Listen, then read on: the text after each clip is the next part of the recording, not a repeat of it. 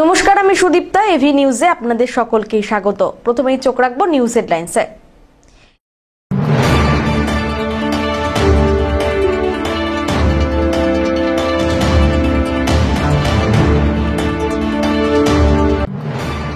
তবে কি এবার পদ্মফুল ছাপমারা কার্ড লাগবে ভারতীয় হতে? কটাক্ষ উত্তরবঙ্গ উন্নয়ন মন্ত্রী উদয়ন গুহর।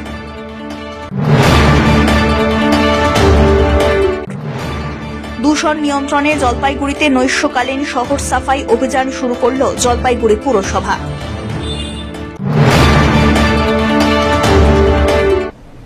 এবার আসছে বিস্তারিত সংবাদে। ভোটার কার্ড, আধার কার্ড, রেশন কার্ড হলে চলবে না। তবে কি এবার পদ্মফুল ছাপমারা কার্ড লাগবে ভারতীয় হতে? এমনই মন্তব্য শোনা গেল উত্তরবঙ্গ উন্নয়ন মন্ত্রী উদয়ন গুহর গলায়। রাজগঞ্জে দুটি রাস্তার কাজে শুভারম্ভ করেন উত্তরবঙ্গ উন্নয়ন মন্ত্রী। বুধবার রাজগঞ্জ ব্লকের সুখানি গ্রাম পঞ্চায়েতের মহানপাড়া প্রাথমিক বিদ্যালয়ের মাঠে এই শিলান্যাস সভার আয়োজন হয়। এদিন রাজগঞ্জের সুখানি গ্রাম পঞ্চায়েতের অধীনস্থ সন্ন্যাসীপাড়া পিডব্লিউডি রাস্তা থেকে দালানপাড়া হয়ে কৈমারি পর্যন্ত পেভার ব্লকের রাস্তার কাজের শিলান্যাস করেন। পাশাপাশি বেলাকোবা গ্রাম পঞ্চায়েতের অধীনস্থ হালুইপাড়া বিশু সরকারের বাড়ি থেকে ভূতনিপাড়া পর্যন্ত পেভার ব্লক রাস্তার শিলান্যাস করা হয়। রাস্তা দুটি উত্তরবঙ্গ উন্নয়ন দপ্তরের 5,43,00,000 টাকা আর্থিক সহায়তায় প্রায় 6 কিলোমিটার ধরে তৈরি হবে। আর এই দিনের এই অনুষ্ঠানে উপস্থিত ছিলেন রাজ্যের অনগ্রসর শ্রেণী কল্যাণ দপ্তরের মন্ত্রী বলচিক বড়াইক, রাজগঞ্জের বিধায়ক খগেশ্বর রায়, জলপাইগুড়ি জেলা তৃণমূল কংগ্রেসের সভাপতি মহুয়া গোপ, ধূপগুড়ির বিধায়ক নির্মল চন্দ্র রায়, কোর কমিটির সদস্য সুনীল সরকার, রাজগঞ্জ ব্লক তৃণমূল কংগ্রেসের সভাপতি অরিন্দম বন্দ্যোপাধ্যায় প্রমুখ। জানা হলে আমার ব্যাংকে অ্যাকাউন্ট খোলা যায় না, আমার ইনকাম ট্যাক্স রিটার্ন হয় না, আমার সরকারি কাজ 1 টাকা লেনদেন আমি করতে পারি না ওই প্যান কার্ড না হলে। আজকে বলছে প্যান কার্ডে পরিচয় হবে না আপনি ভারতীয়। সবচাইতে বড় কথা, অ্যাকাউন্টে আধার লাগবে, রেশন কার্ডে আধার লাগবে, ভোটার কার্ডের সাথে আধার যোগ করতে হবে। সেই আধারও নাকি এখন আর ভারতীয়দের ভারতীয় বলে পরিচয় বহন করে না। তাহলে কি লাগবে? আমার প্যান কার্ডে হবে না, আমার ভোটার কার্ডে হবে না, আমার রেশন কার্ডে হবে না, আমার আধার কার্ডে হবে না। এখন আমার পরিচয় ভারতবাসী আমি উদয়ন গুহ, সেটা পরিচয় দেওয়ার জন্য কি পদ্ম ফুলের ছাপ দেওয়া একটা কার্ড লাগবে, যেটা দেখিয়ে আমাকে বলতে হবে যে আমি উদয়ন গুহ, আমি ভারতবাসী?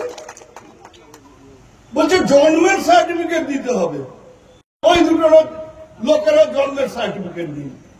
অর্থাৎ আমার বয়সী বা আমার বয়সের কাছাকাছি যারা, আমি উদয়ন গুহ রাজ্যের মন্ত্রী, আমি জোর গলায় চিৎকার করে বলছি আমি উদয়ন গুহ, আমার কোন জন্মের সার্টিফিকেট নেই।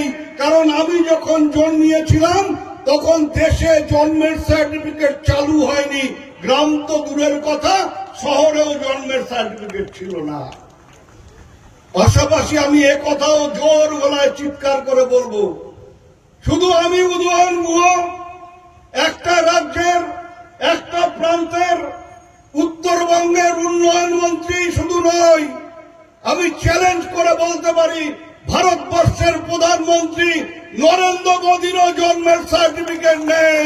নরেন্দ্র মোদী যদি বলেন যে ওর জন্মের সার্টিফিকেট আছে, তাহলে জেনে রাখবেন ওটা জাল, ওটা মিথ্যে। কারণ ওই সময় জন্মের সার্টিফিকেট ছিল না। তাহলে আমার জন্মের সার্টিফিকেট না থাকলে আমাকে পুলিশ ধরবে, বাইরের রাজ্যে গেলে পুলিশ বলবে জন্মের সার্টিফিকেট না হলে আপনি যে ভারতবাসী সেটা প্রমাণ হবে না।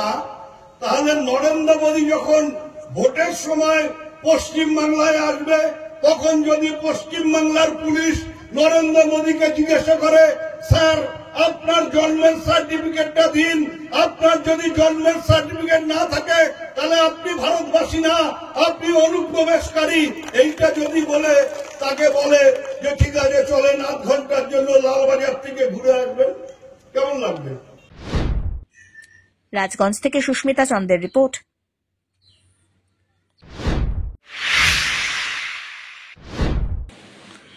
দূষণ নিয়ন্ত্রণে জলপাইগুড়িতে নৈশকালীন শহর সাফাই অভিযান শুরু করল জলপাইগুড়ি পুরসভা। রাত্রি 10টা থেকে রাত্রি 12টা পর্যন্ত শহরের সমস্ত গুরুত্বপূর্ণ রাস্তায় ঘুরে ঘুরে আবর্জনা সংগ্রহ করবেন পুরসভার সাফাই কর্মীরা। উত্তরবঙ্গের পুরসভাগুলোর মধ্যে এই ধরনের উদ্যোগ এই প্রথম বলেই দাবি। সূচনার রাত্রেই পুর কর্তৃপক্ষের সঙ্গে আবর্জনা সংগ্রহ অভিযানে পথে হাঁটেন জলপাইগুড়ির অতিরিক্ত জেলাশাসক ধীমান বারুই। 25 নম্বর ওয়ার্ডের জলপাইগুড়ি শহরের সলিড ওয়েস্ট ম্যানেজমেন্ট প্রকল্পে সকলের বাড়ি বাড়ি যাওয়া হয়। তারপরে রাত্রিবেলায় দোকানে দোকানে ঘুরে পচনশীল এবং অপচনশীল আবর্জনা সংগ্রহ করেছে পুরসভার সাফাই কর্মীরা। এর জন্য 1 আগস্ট থেকে আলাদা করে কর ধার্য করতে চলেছে পুরসভা। এরই সঙ্গে এবার যুক্ত হল নৈশকালীন আবর্জনা সংগ্রহ অভিযান। রাত্রি 10টার পর শহরের রাস্তা ফাঁকা হলেই আবর্জনা সংগ্রহ অভিযানে নেমে পড়বেন পুরসভার সাফাই কর্মীরা। গুরুত্বপূর্ণ রাস্তা, বাজারের সামনে থেকে পড়ে থাকা আবর্জনা নোংরা সাফ করে দেবেন তারা। এতে শহরে সকালের পরিবেশ সতেজ, রোগ ও দূষণ মুক্ত হবে, এমনটাই দাবি পুর কর্তৃপক্ষের। না, আমার নয়। প্রথম হচ্ছে নাইট সলিড ওয়েস্ট ম্যানেজমেন্ট আমাদের রেগুলার চলছে, সেটা আমরা শহরবাসী দোকানদারদের জানিয়ে দিচ্ছি।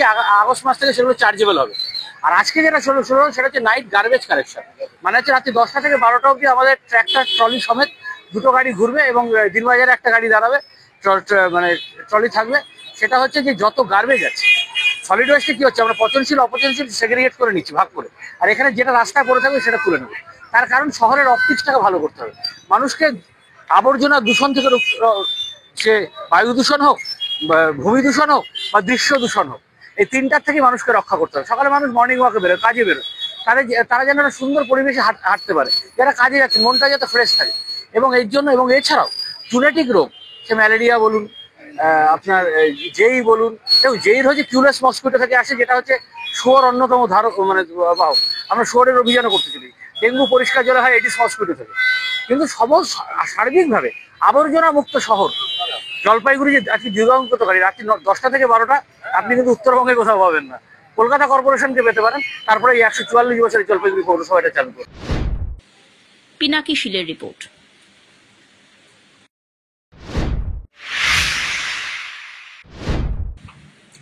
স্কুলে সন্তানকে দিতে এসে হৃদরোগে আক্রান্ত হয়ে মৃত্যু হল অভিভাবকের। জলপাইগুড়ির ফণীন্দ্রদেব প্রাথমিক বিদ্যালয়ে ঘটে এমনই আশ্চর্যকর ঘটনা। বুধবার সকালে 3য় শ্রেণীতে পাঠরত ছেলেকে স্কুলে দিতে আসেন জলপাইগুড়ি শহর সংলগ্ন রাখালদেবী এলাকার বাসিন্দা পীযূষ অধিকারী। ছেলেকে দিয়ে পাশের চায়ের দোকানে চা খেতে গিয়ে হৃদরোগে আক্রান্ত হন তিনি। আশেপাশের লোকজন ছুটে আসেন। মেডিকেল কলেজে নিয়ে যাওয়ার পথে মৃত্যু হয় তাঁর। আর এই ঘটনাতে গভীর শোকের ছায়া নেমে এসেছে গোটা এলাকায়। ওইখানে হ্যাঁ, ওই চা খাওয়ার জন্য গেছিলাম, তো দাদা আমার পাশের পাড়ার বাড়ি, তো আমি শুধু গুড মর্নিং বলছি। তো দাদা পরবর্তীতে বললো যে হ্যাঁ আজকে তোর বৌদি আসে নাই, আমি নিয়ে আসছি, ওই টোটোওয়ালা আসে নাই।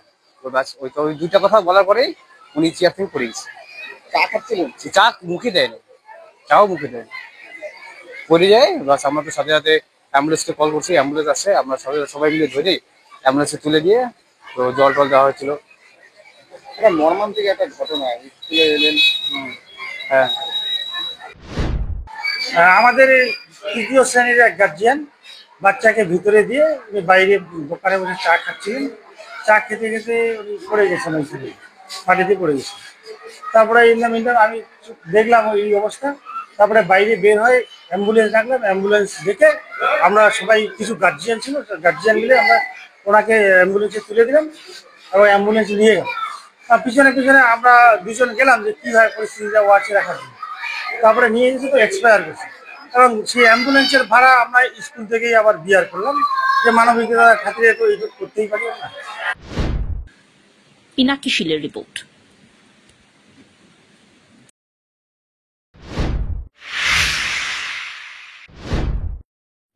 জলপাইগুড়িতে টোটো দুর্ঘটনা। মহিলাকে ধাক্কা মেরে চালক সহ হাইড্রেনে উল্টে পড়ল টোটো। উঠছে নেশার অভিযোগ। শহরের কংগ্রেসপাড়া এলাকায় বুধবার দুপুরে ঘটে এই দুর্ঘটনা। রাস্তার পাশে দাঁড়িয়ে থাকা দুই মহিলাকে আচমকাই দ্রুত গতিতে ছুটে আসা একটি টোটো ধাক্কা মেরে দেয়। এরপরে নিয়ন্ত্রণ হারিয়ে সোজা রাস্তার ধারে থাকা গভীর হাইড্রেনে পড়ে যায়। দুর্ঘটনায় এক মহিলা আহত হন, তবে টোটো চালক অক্ষত রয়েছেন বলে জানা গিয়েছে। সৌভাগ্যবশত টোটোটিতে তেমন কোনো যাত্রী না থাকায় বড়সড় বিপর্যয় থেকে রক্ষা পাওয়া গিয়েছে। তবে এই ঘটনায় চাঞ্চল্য ছড়ায়। স্থানীয় সূত্রে খবর, এদিন দুপুরবেলায় কংগ্রেস পাড়ার মূল রাস্তা থেকে একটি খালি টোটো হঠাৎ করে দ্রুত গতিতে গলির রাস্তায় ঢোকার চেষ্টা করে, আর সেই সময় সেই রাস্তায় না গিয়ে নিয়ন্ত্রণ হারিয়ে রাস্তার ধারে থাকা হাইড্রেনে গিয়ে সোজা পড়ে। রাস্তার পাশে দাঁড়িয়ে থাকা দুই মহিলার মধ্যে একজন গুরুতর আঘাত পান। আশেপাশের মানুষ দ্রুত এগিয়ে আহত মহিলাকে উদ্ধার করেন। ঘটনার পর এলাকায় ভিড় জমে। সংবাদ প্রতিনিধিরা চালকের সঙ্গে কথা বলতে গেলে আশেপাশে থাকা কয়েকজন টোটো চালক তাদের বাধা দিতে থাকেন, এমনকি চালককে কিছু বলতেও নিষেধ করেন। এই আচরণে জনমনে নতুন করে প্রশ্ন উঠছে, কিসের আড়াল করতে চাইছেন চালকের সহকর্মীরা? এ প্রসঙ্গে কংগ্রেস পাড়ারই এক বাসিন্দা তন্ময় চন্দ ক্ষোভ প্রকাশ করে কি বললেন, শুনুন। আমরা তো প্রতিদিনের মতো আমরা ক্লাবে বসেছিলাম, হঠাৎ করে ওই দূর থেকে দেখতে পেলাম টোটোটা উল্টে কি বলে হাইড্রেনে পড়ে গেল। পড়ে যাওয়ার পরে আমরা দৌড়ে এসে দেখি যিনি উইন্ডেড হচ্ছেন উনি পড়ে গেছেন। ধরে নিয়ে গেলাম কি বলে ওই স্বাস্থ্যকেন্দ্রে গিয়েও কোনো ডাক্তার নেই, কোনো ইয়ে নেই। তারপরে ওনার ছেলেকে ফোন করা হলো। ওনার ছেলে জলপাইগুড়ি বার অ্যাসোসিয়েশনের উনি মেম্বার, উকিল, ওখানে প্র্যাকটিস করেন। ছেলে এখনো এসে পাঠায়নি। আমরা একটা টোটো ধরে ওনার মেয়ে, বড় মেয়েকে দিয়ে ওনাকে বাড়িতে পাঠানো হলো। আমাদের এখানে সবচেয়ে বড় অবজেকশন দেখুন আপনি, মানে এমন ভাবে টোটোগুলো জলপাইগুড়ি শহরে চালায়, এবং আমার মনে হয় এরা হচ্ছে নেশাগ্রস্ত। নাহলে একটা বাঁ দিকে একটা গলিতে ঢুকবে, মানে ওনার বক্তব্য মানে গাড়ির থেকেও বেশি স্পিডে ওই ঢুকতে গিয়ে ভদ্রমহিলাকে মেরে দিয়ে গিয়ে গাড়িটা উল্টে পড়ে গেল। মহিলা এই রাস্তার উপরে, টোটোতে প্যাসেঞ্জার খালি গাড়ি ছিল, ও গলিটার মধ্যে এসে মানে ও কন্ট্রোলের বাইরে।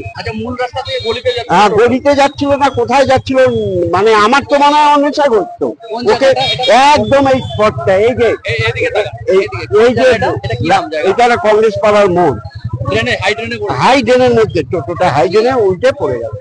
পড়ে গিয়েছিল, পড়ে গিয়ে ওর জানি না কতটুকু ব্যথা পেয়েছে, নাকি অভিনয় করছে, ভয় পেয়েছে। হ্যাঁ, ও এখনো আছে এখানে, টোটোটা উঠানোর জন্য চেষ্টা করছে। তা একটা জিনিস, জলপাইগুড়ি শহরে যেভাবে টোটো বেড়ে গেছে, এর একটা কন্ট্রোল হওয়া উচিত। অন্যদিকে স্থানীয়দের দাবি, জলপাইগুড়ির রাস্তায় বেআইনিভাবে নেশাগ্রস্ত চালকরা যাত্রী নিয়ে ঘুরে বেড়ায়, যা প্রতিনিয়ত বিপজ্জনক হয়ে উঠছে। প্রশাসনের কাছে অবিলম্বে টোটো চালকদের মেডিকেল পরীক্ষার দাবি জানিয়েছেন তারা। দেখলাম যে টোটোটা সোজা যাচ্ছে, মানে এমন স্পিডে দুজন মহিলা দাঁড়ানো ছিল সাইডে, ওই পাশে দাঁড়ানো ছিল, ওই ওদেরকে ধাক্কা দিয়ে সোজা টোটোটা ড্রেনে ঢুকে গেল।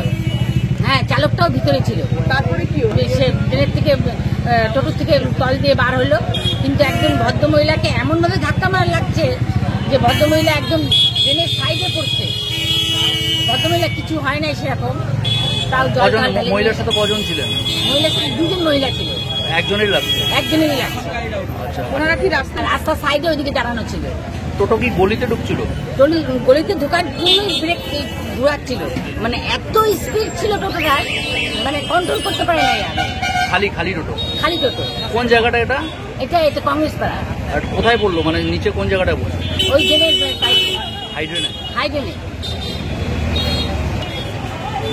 এখন তো কিছু বুঝতে পারতেছি না। এখন কেউ বলতেছে নেশা খেয়ে আছে, কেউ বলতেছে ব্রেক ফেল হয়েছে, টোটোওয়ালাটারও কিছু হয় নাই। সব্যসাচী মজুমদারের রিপোর্ট।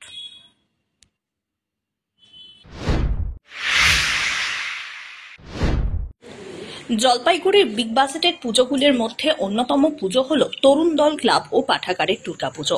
প্রত্যেক বছর এই পুজোকে কেন্দ্র করে ভক্ত সমাগম চোখে পড়ার মতোই হয়। বুধবার খুঁটি পুজোর মাধ্যমে পুজোর শুভ সূচনা হয়ে গেল। ক্লাবের সদস্য তাপস সরকার জানান, এই বছর তাঁদের পুজো ছেষট্টিতম বর্ষে পদার্পণ করল। এবারে তাঁদের ভাবনা দায়বদ্ধতা। প্রতি বছরের মতো এবছরেও শহরবাসীর কাছে তুলে ধরা হবে নতুন ভাবনা। এবারের পুজোর বাজেট 16 লক্ষ টাকা। আজকে আমাদের তরুণদল ক্লাবের 66তম দুর্গা উৎসবে খুঁটি পুজো হচ্ছে। আচ্ছা, এবারে আমাদের থিম হচ্ছে দায়বদ্ধতা। দায়বদ্ধতা বলতে এটা বোঝাচ্ছে যে ভ্রূণ হত্যার বিরুদ্ধে প্রতিবাদ গড়ে তোলা। আচ্ছা, এটাই এবারে হচ্ছে পূজার আমাদের থিম। আচ্ছা, কত টাকা বাজেট রয়েছে? এবারে বাজেট 16 লাখ টাকা।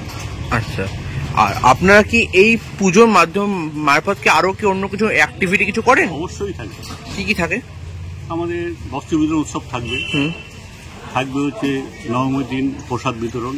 আচ্ছা, জনগণের উদ্দেশ্যে আচ্ছা বিতরণ হবে, সারাদিন রাত্রি চলবে, সন্ধ্যা 7টা অবধি। নিয়ে নিচ্ছে ছোট্ট একটি বিরতি, ফিরে আসছি বিরতির পর, সঙ্গে থাকুন।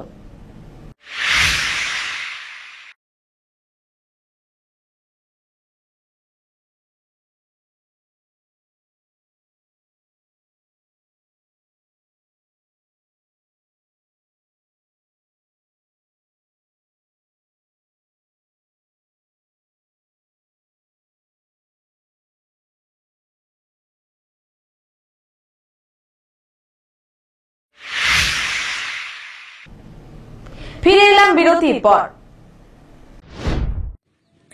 দার্জিলিংয়ের সোনাদার নয়া বস্তির মার্গারেটস হোপে ভয়াবহ অগ্নিকাণ্ড। ঘটনাকে ঘিরে ব্যাপক চাঞ্চল্য ছড়ালো এলাকায়। বৈদ্যুতিক শর্ট সার্কিটের কারণে আগুন লেগে কাঠের তৈরি সুসজ্জিত এই বাড়িটি সম্পূর্ণরূপে পুড়ে ছাই হয়ে গিয়েছে বলে খবর। সেই সময় দুর্ঘটনাগ্রস্ত বাড়িতে 4 জন সদস্য সেখানে উপস্থিত ছিলেন।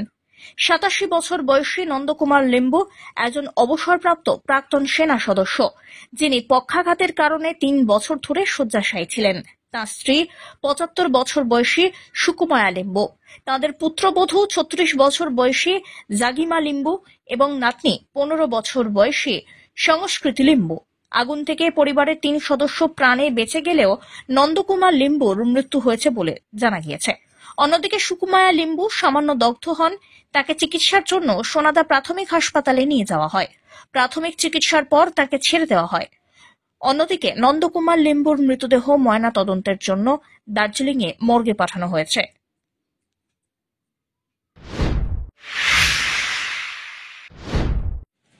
কংক্রিটে আটকে শহর, তাই সবুজায়নে নজর দেওয়া হলো। জলপাইগুড়িতে সবুজের আচ্ছাদন বৃদ্ধিতে গাছ লাগালেন সরকারি বিভিন্ন দপ্তরের কর্মরত ইঞ্জিনিয়াররা। অর্জুন গাছের চারা রোপণ করে কর্মসূচির সূচনা করেন উত্তর পূর্ব সেচ বিভাগের চিফ ইঞ্জিনিয়ার কৃষ্ণেন্দু ভৌমিক। সরকারি বিভিন্ন দপ্তর রাস্তার 2 ধার ফাঁকা জমিতে গাছ লাগানো এবং রক্ষণাবেক্ষণের কর্মসূচি নেওয়া হয়েছে।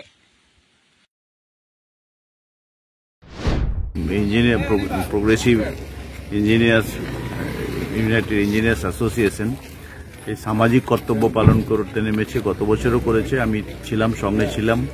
খুবই সুন্দর বিষয়, খুবই অভিনব বিষয় এবং বিশ্ব উষ্ণায়নের গাছের যে লাগানোর বা পরিবেশ ভারসাম্য হারাচ্ছে সারা বিশ্বে দেখা যাচ্ছে। আমার এখানে এই জলপাইগুড়ি শিলিগুড়িতেও দেখতে পাচ্ছি, পশ্চিমবঙ্গতেও দেখতে পাচ্ছি। বৃষ্টির স্প্যাশিয়াল ডিস্ট্রিবিউশন, জায়গা হিসাবে ডিস্ট্রিবিউশন অন্যরকম হয়ে যাচ্ছে। চাষবাসের উপর এফেক্ট পড়বে, প্রোডাকশনের উপর এফেক্ট পড়বে, খাদ্য অভাব হতে পারে, অথবা হেলথ ইস্যুর উপর এফেক্ট পড়বে। বিভিন্ন ভাইরাস ইত্যাদি আরও বেশি সক্রিয় হবে। নতুন নতুন অসুখ বিসুখের বিভিন্ন রকমের উদ্ভব হতে পারে। এই ছাড়াও মানসিক হেলথ, গতকালকে টেলিগ্রাফে আমি পড়েছি, এটা মানসিক হেলথও এফেক্ট হতে পারে। তো সেটা এখনো সেই স্টাডি লেভেলে যায়নি বা সেইভাবে আমরা কল্পনা করিনি, প্রস্তুতি নেই আমাদের, বা ভবিষ্যতে আসবে হয়তো। তো গাছ লাগানোটা তারই সেই দিশাতেই একটা ভীষণ মূল্যবান পদক্ষেপ। সার্ভিস অ্যাসোসিয়েশন, ইঞ্জিনিয়ার্স অ্যাসোসিয়েশন, এখানে সবাই ইঞ্জিনিয়ার অফিসার আছে, তারা তাদের সামাজিক কর্তব্যটা যে দিশা দেখাচ্ছেন, আমি আশা করি এটা আন্দোলনের রূপ নেবে, এটা ছড়িয়ে যাবে। আমাদের বার্থডে হয়, অন্নপ্রাশন হয়, পাড়াতে হয়, ক্লাবে হয়। বেশিরভাগ ফ্ল্যাটে থাকি, জায়গা নেই হয়তো, কিন্তু বাকি কর্পোরেশনে রাস্তার ঘাটে, বাঁধের পাড়ে, পুকুরের পাড়ে প্রচুর জায়গা রয়েছে যেখানে আমরা এর কন্ট্রিবিউশন করতে পারি, আমরা আরো এটাকে ছড়িয়ে দিতে পারি। পিনাকি শীলের রিপোর্ট।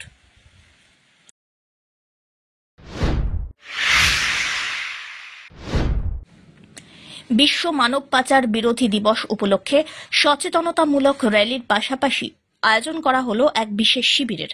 এদিন সমর্পণ নামে এক স্বেচ্ছাসেবী সংস্থার উদ্যোগে এই অনুষ্ঠানকে কেন্দ্র করে ব্যাপক সাড়া পড়ে। স্কুল পড়ুয়াদের নিয়ে মানব পাচার রোধ বিষয় নিয়ে এক সচেতনতামূলক র্যালি চালসা থেকে এলাকা পরিক্রমা করে। এরপরে সমস্ত পড়ুয়াদের নিয়ে হয় বিশেষ শিবির। সেই শিবিরে মানব পাচার রোধে বক্তব্য রাখেন সকলে। মানব পাচার রোধে কি কি পন্থা অবলম্বন করতে হবে সেই বিষয়ে পড়ুয়াদের বিস্তারিতভাবে বোঝানো হয়। এই দিন এই র্যালিতে পা মেলালেন মেটালি থানার আইসি মিংমা লেপচা সহ পুলিশ কর্মীরা। উপস্থিত ছিলেন মাটিয়ালি পঞ্চায়েত সমিতির সভাপতি হোসেন হাবিবুল হাসান, সহ সভাপতি বিদ্যা বার্লা, সমাজসেবী দীপক ভুজেল সহ আরো অনেকে। ধীমান রায়ের রিপোর্ট।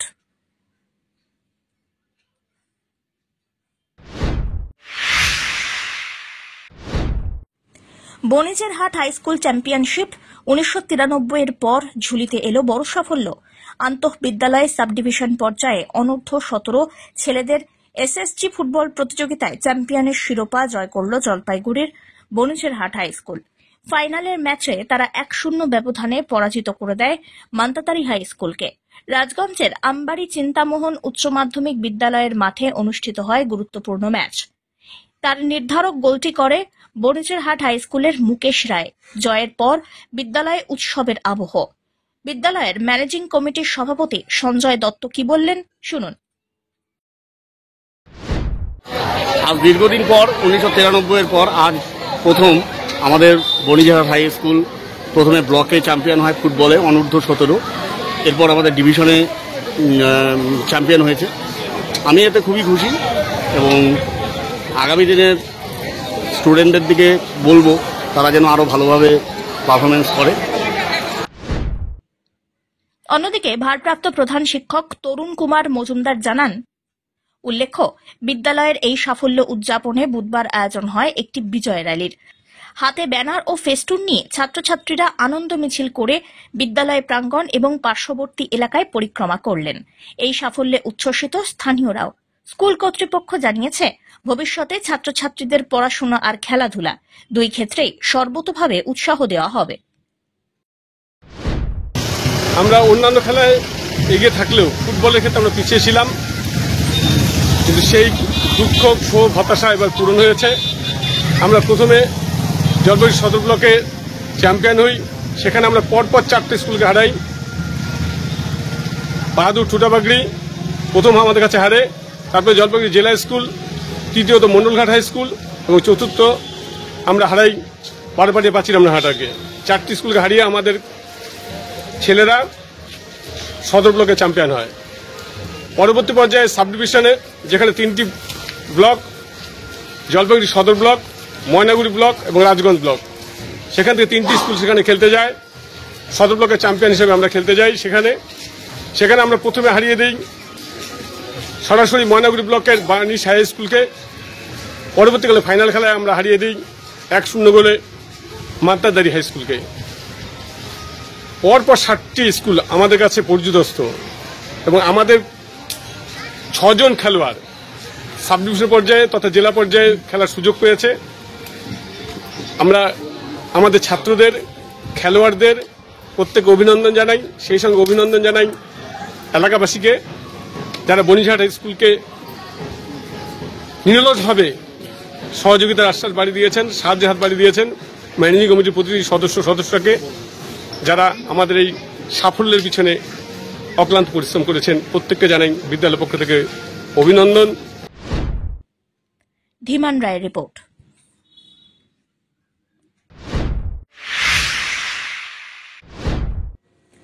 আন্তর্জাতিক ক্যারাটে চ্যাম্পিয়নশিপে নজর কাড়া সাফল্য জলপাইগুড়ির 7 প্রতিযোগী। সংবর্ধনায় উচ্ছ্বসিত শুভেচ্ছায় ভাসলেন বিজয়ীরা। আন্তর্জাতিক মঞ্চে জলপাইগুড়ির ক্রীড়াঙ্গনের জন্য এক গৌরবোজ্জ্বল মুহূর্ত এনে দিলেন জেলার 7 প্রতিযোগী। কলকাতার নেতাজি ইন্ডোর স্টেডিয়ামে 25 থেকে 27 জুলাই সম্পন্ন হল 9তম আন্তর্জাতিক karate championship 2025 Indian Challengers cup. এই প্রতিযোগিতায় অংশগ্রহণ করে জেলার মোট 7 জন প্রতিযোগী। তাদের মধ্যে 2 জন সোনার পদক এবং 5 জন সিলভার এবং ব্রোঞ্জ পদক জিতে রাজ্যের পাশাপাশি জেলার মুখও উজ্জ্বল করলেন। এই আন্তর্জাতিক প্রতিযোগিতায় সোনার পদক জয় করেছেন সুপর্ণা রায় এবং অনুকা রায়। সিলভার এবং ব্রোঞ্জ পদক অর্জন করেছেন প্রদীপ রায়, দেবরাজ রায়, রাকিব হোসেন, জন কুমার রায় এবং শুভম রায়।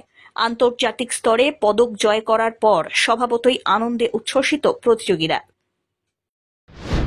বলো, আমি জানি না যে এত দূর যাইতে পারবো। ইন্টারন্যাশনাল খেলে আসলাম, 9 দেশের খেলা হইল। যে দীপদা আমাদেরকে বলছে যা ভাই তোরা কিছু করে আসবি, এর জন্য আমি দীপদার সফলতাতে গিয়েছি এবং জিতে এসেছি। খুব ভালো লাগতেছে যে আজকে এই পথে আসি। ভবিষ্যতে আমার একটা চাকরি করার অভিজ্ঞতা আছে। খেলাধুলা তো করবি। 9 হাইটে ফার্স্ট আর কাটটায় থার্ড। খুব ভালো। বড় হয়ে একটা নিজের পায়ে দাঁড়াতে চাই। আমাকে হেল্প করেছে দীপদা আর রাজুদা।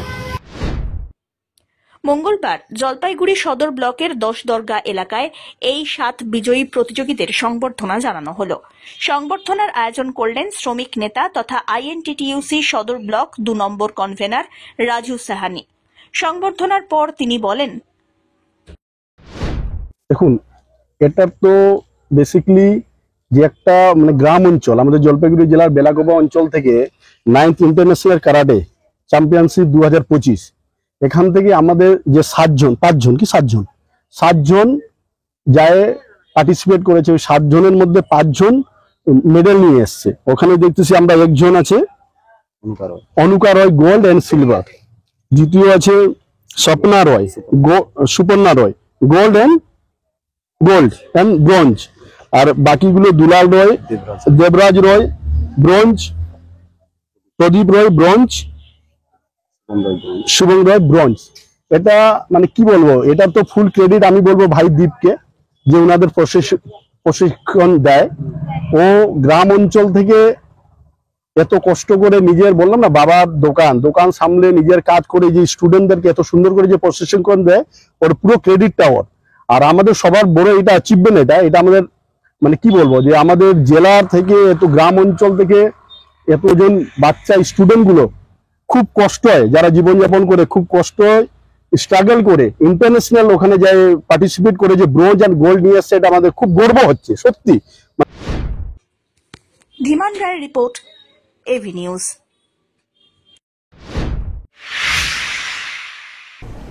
শেষ করবার আগে নিউজ হেডলাইন্স আরো একবার।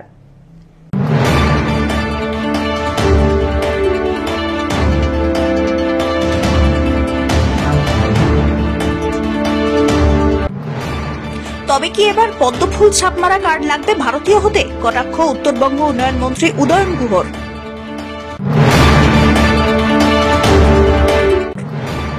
দূষণ নিয়ন্ত্রণে জলপাইগুড়িতে নৈশকালীন শহর সাফাই অভিযান শুরু করল জলপাইগুড়ি পুরসভা।